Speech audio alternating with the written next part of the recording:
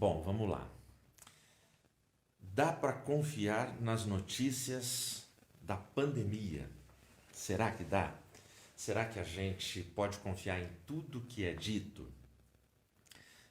A gente está vivendo um tempo muito complicado, né?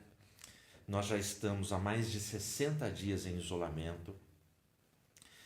Os ânimos, eles vão se alterando de semana para semana. Às vezes eu falo com pessoas num dia, no dia seguinte, aquela pessoa que estava animada já está deprimida. Aí eu falo com uma pessoa hoje que está deprimida, amanhã ela já está toda motivada. Então os ânimos estão se alternando de uma forma assim muito evidente, de uma forma muito expressiva, né? E tudo porque a gente vai recebendo informações. E essas informações, o nosso cérebro, o nosso coração, a gente vai filtrando, a gente vai decupando essas informações, interpretando, e cada um interpreta do seu jeito, da sua forma. E aí a gente tem notícias bombásticas, a gente tem notícias otimistas. É bem verdade que as notícias otimistas vêm num volume bem menor para a gente. Se você for se ater a noticiários da mídia oficial, da chamada grande mídia, na sua maioria a gente está falando de notícias terríveis, notícias fúnebres, notícias que colocam a população em pânico e para baixo. E com isso eu não estou dizendo que a gente não deva ter notícias verdadeiras do que está acontecendo. Mas será que só são notícias ruins? Será que não existe contraponto? E as notícias ruins, será que elas são verdadeiras? Será que elas não são fake news? Dá para a gente confiar? É muito interessante que se estabeleceu no Brasil o seguinte sentimento: o mesmo veículo, quando ele fala a notícia que eu quero ouvir, o veículo é sério. Quando este mesmo veículo dá uma notícia que eu não quero ouvir, opa, esse veículo não é sério. Quando o veículo fala bem de quem eu gosto, opa, o veículo é legal, a reportagem foi bem feita. Mas quando o mesmo veículo ele dá uma reportagem falando mal de quem eu gosto, opa, é fake news. Então a gente está vivendo uma situação assim muito complicada. E por conta de todos esses antagonismos na notícia, essas contrariedades, essas arbitrariedades que às vezes a gente vê, porque existem notícias que elas ficam evidentemente como notícias falsas, a ponto das redações ter que vir a público e pedir desculpa, se retratar, que errou, que se confundiu e tudo mais. O que é sempre desagradável, né? Porque quando dão uma notícia que é mentirosa a meu respeito, quando dão uma notícia mentirosa a seu respeito, você se magoa, eu me magoo, é ou não é? A gente se magoa porque, poxa, a gente já sofre fazendo as coisas certas. Poxa, agora nós vamos sofrer por coisas que a gente nem fez. Olha que louco. Então, nesta confusão, nessa situação toda, é que eu faço a pergunta: a gente pode confiar nas notícias da pandemia? E da pandemia, a minha pergunta, eu não estou querendo falar estritamente sobre o coronavírus, mas eu estou querendo falar desse clima que se formou, desse ambiente que se formou. E o ambiente que se formou, ele tem sido fecundo, ele tem sido propício para multiplicação de notícias falsas, de notícias que confundem, onde cada um luta pelo seu interesse. Chega a ser impensável que nós tenhamos que estar vivendo e acompanhando corrupção e desvio de dinheiro que deveria estar sendo usado para socorrer vítimas do coronavírus. Que em pleno caos, em plena pandemia, isolamento, existem pessoas desviando verbas, desviando grana. Ou seja, o ambiente que nós estamos é um ambiente muito louco. ou seja, o pai da mentira, que segundo o Evangelho de João é Satanás, ele deve estar estourando rojões de ver tanta confusão, tanta divisão, tanta gente desejando mal um ao outro e tanta gente rompendo amizades, rompendo relacionamentos. E aí vem a pergunta: dá para confiar nas informações e nas notícias da pandemia? Bom, para a gente tentar responder, eu vou ler um provérbio. Esse provérbio está no livro de Provérbios, no capítulo 3, o versículo 5, em nome de Jesus. Ele diz assim: confia no Senhor com todo o teu coração e não te apoie em teu próprio entendimento. A segunda parte aqui desse versículo, quando ele diz não se apoie no seu próprio entendimento, a gente pode pensar, por exemplo, é uma característica muito comum e muito recorrente aos mais jovens. E com isso eu não estou dizendo que todo jovem é assim, mas os mais jovens, eles têm essa tendência.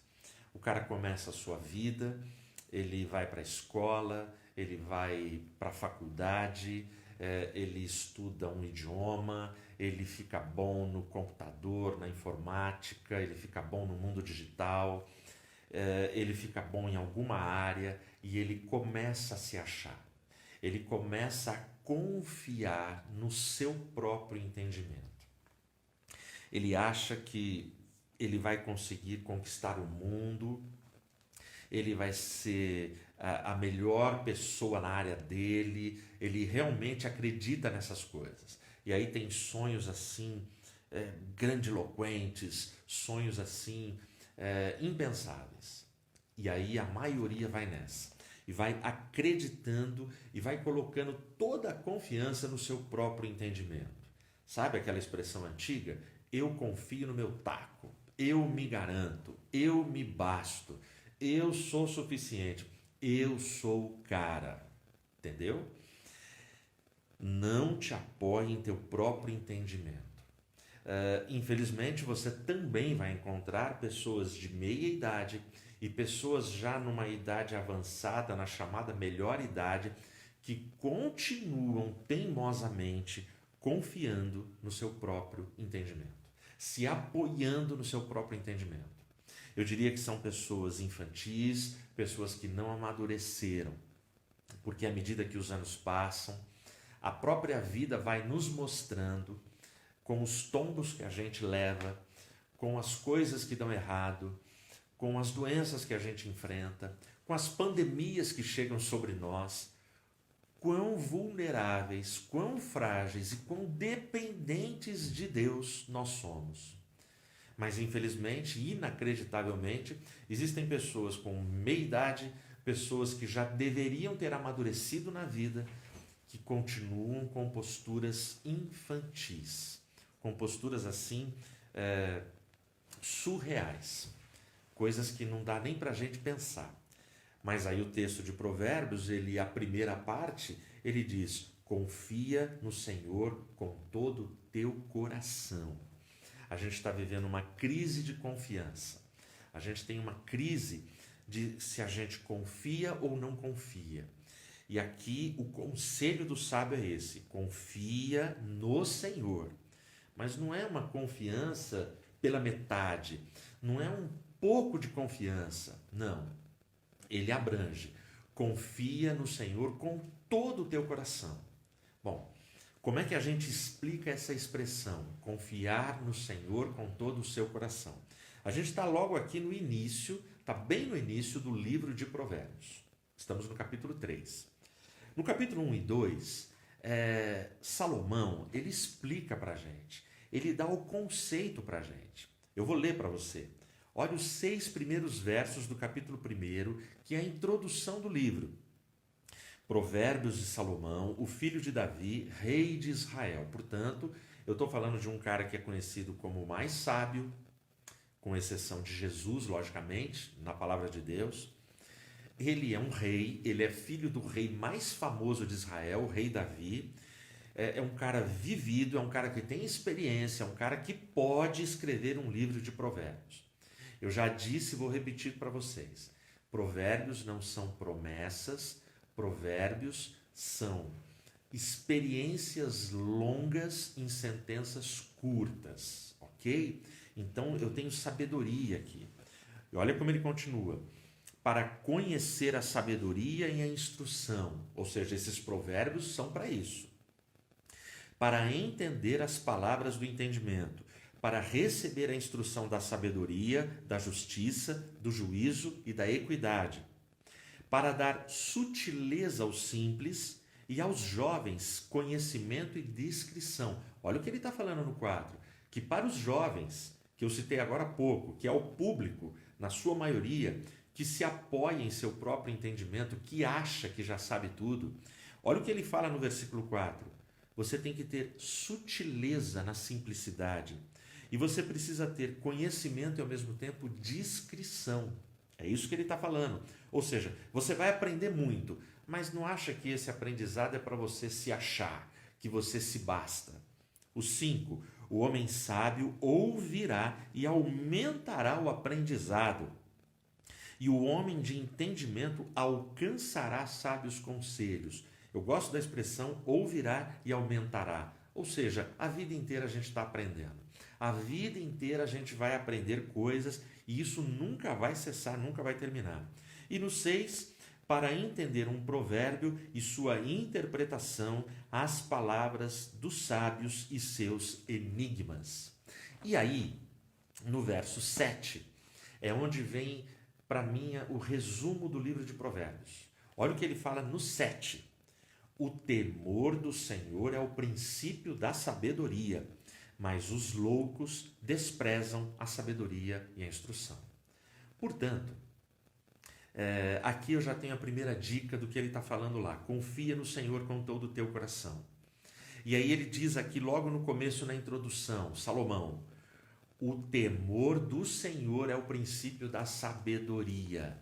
Bom, sabedoria é diferente de inteligência. Inteligência eu posso acumular, eu posso acrescentar, eu posso aprofundar como? Estudando, lendo, frequentando escolas, cursos, faculdades, pós-graduação, doutorado, mestrado. Eu posso ser um cara inteligentíssimo. Eu posso estudar 10 idiomas, eu sou inteligente. Então, inteligência eu adquiro nesse âmbito horizontal.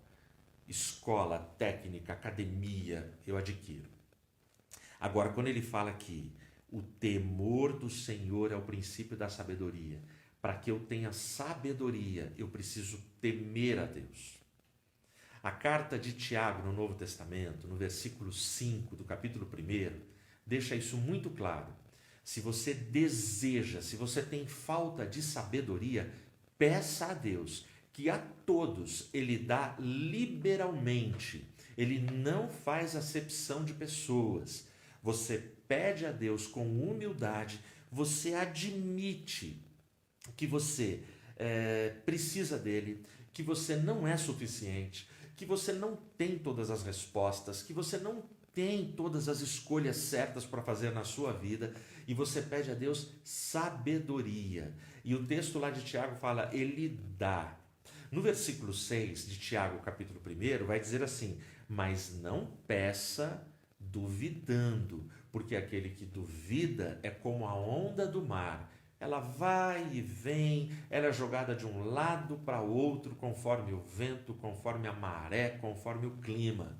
Não, se você vai pedir sabedoria a Deus, entra o componente da fé, da confiança. Você tem que ter fé de que Deus é o teu Senhor, de que Cristo é o teu Salvador e que Ele está ouvindo a tua oração. E aí no mesmo capítulo 1 de Tiago, no verso 17, toda dádiva e todo dom perfeito vem do alto, vem do Pai das luzes, no qual não há sombra e nem variação. Percebe o conceito? Como é que eu adquiro sabedoria? Eu adquiro sabedoria num relacionamento íntimo com Deus. E a sabedoria não está ligada aos meus diplomas, não está ligada à academia, não está ligada a eu frequentar uma baita de uma faculdade estadual, sabe? Não tem nada a ver com isso. Tem a ver com relacionamento com Deus. Por isso, nas muitas igrejas cristãs no mundo inteiro, você vai entrar e você vai encontrar irmãos extremamente humildes, possivelmente até analfabetos que nunca frequentaram um banco escolar. Mas quando você começa a conversar com eles, você fica de queixo caído por tanta sabedoria que esses irmãos têm para distribuir e compartilhar, porque são pessoas que têm intimidade com Deus. Bom, então a gente já entendeu o livro de Provérbios, o que ele passa para a gente. Aí a gente chega no capítulo 2, o versículo 2, olha o que ele vai dizer: para que inclines teu ouvido à sabedoria e apliques o teu coração ao entendimento. Portanto, eu preciso ouvir e eu preciso colocar a alma no que eu estou ouvindo. Eu preciso colocar o meu coração. Eu preciso ter emoção nisso. Isso não é técnica, como eu já disse. Confia no Senhor com todo o teu coração. O que o sábio está resgatando aqui é a religião do coração. Não é a religião das regras, dos estatutos, das coisas corretas que não podem falhar, não. Ele está falando de alma, ele está falando de sinceridade, ele está falando daquilo que está aqui dentro, entendeu? Aí a gente chega no versículo 10 do capítulo 2. Quando a sabedoria entrar no teu coração e o conhecimento for agradável à tua alma, então eu preciso ouvir e eu preciso me abrir para que a sabedoria entre e tome conta do meu coração. Qual sabedoria? Aquela que eu peço a Deus, aquela que vem de Deus para a minha vida. E aí a gente chega no capítulo 3, olha o versículo 2. Porque eles estenderão os teus dias e eles acrescentarão vida longa e paz a ti. Que a misericórdia, 3, que a misericórdia e a verdade não te abandonem, ata-as ao teu pescoço, escreve-as na tábua do teu coração. Você percebe que o conceito do sábio é o coração, e que o coração é este lugar onde eu esqueço a lógica humana, eu esqueço, sabe, a ciência humana, tudo isso, mas eu abro o meu coração totalmente, peço sabedoria a Deus e agora sim, confia no Senhor com todo o teu coração. E não te apoies no teu próprio entendimento. Para a gente concluir, para a gente caminhar aqui para o nosso final, um autor que para mim é uma grande referência, é um cara que eu leio, é um cara que eu devo muito a ele, porque eu aprendo muito com ele, aprendi já muito com ele. É um cara que não é com muita frequência, mas de vez em quando eu trago ele e ele está presente nas minhas reflexões. Um cara que me ajudou muito a fazer as conexões na minha cabeça, no meu coração. É o Charles Swindoll. E Charles Swindoll, ele tem muitos livros. Qualquer livro dele que você pegar, leia com muita atenção e beba todo o conhecimento que ele está compartilhando com você. Mas dentre os livros que ele escreve, eu gosto muito das biografias que ele escreve. Ele escreve biografias de personagens bíblicos e são profundas, são muito bem estudadas, são muito bem aplicadas. A gente cresce, a gente aprende muito. Num dos livros dele, ele conta uma experiência que ele viveu. Portanto, não é ilustração de mensagem que ele pegou em algum lugar, é uma experiência que ele viveu e eu vou compartilhar com você. Ele conta que ele foi fazer uma vez uma visita a um irmão da igreja dele, de uma ovelha que ele pastoreava,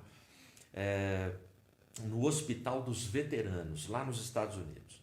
E ele vai, esse cara ele tinha passado por uma cirurgia muito grande, muito profunda.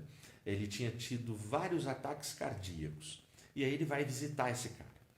Esse cara está lá numa ala do hospital, lá no 5º andar, num quarto onde a janela não abre, é vidro, mas não pode abrir. Esse cara está em recuperação da sua cirurgia e ele vai lá e faz a visita.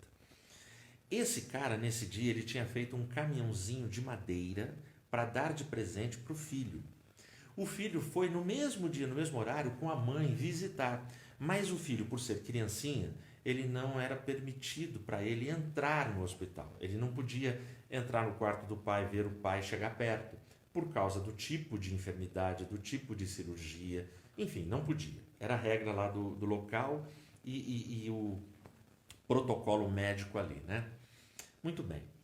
Aí, quando termina a visita, Charles Swindoll já está descendo e o pai chamou uma assistente ali no hospital que pegou o caminhãozinho e foi levar para o menino.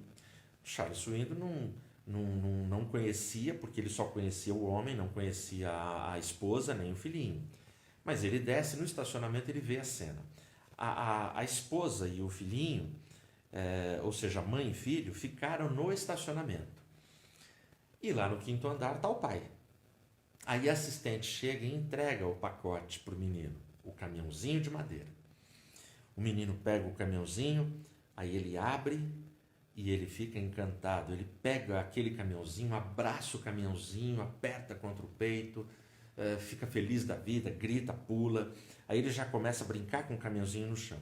E Charles Swindoll, ele conta que ele, do seu carro ali no estacionamento, ele olhava lá no quinto andar. No quinto andar, o pai estava simplesmente desesperado. O pai ele andava de um lado para o outro, fazia gestos com as mãos, gritava, mas não dava para ouvir, porque o vidro é grosso, está no quinto andar, a janela não abre, não dá para nada. E Charles Swindoll, ele conta que ele quase que lia os lábios dele, falando assim: filho, eu que fiz esse caminhãozinho, eu que te estou presenteando esse caminhãozinho para você. E o menininho brincando tal, o menininho parou, deixou o caminhãozinho no chão, levantou, aí estendeu a mão para a assistente, abraçou e agradeceu a assistente. E a mãe e a assistente encantada de ver a alegria do filho. E eu sei exatamente como é isso, porque tem um neto aqui em casa, e esse neto vive falando assim: tem presente? E quando tem presente para ele, o olho dele se transforma, ele fica... E o menininho brincando. E Charles Swindoll olhava e aquele pai desesperado assim: fui eu que fiz, eu que dei.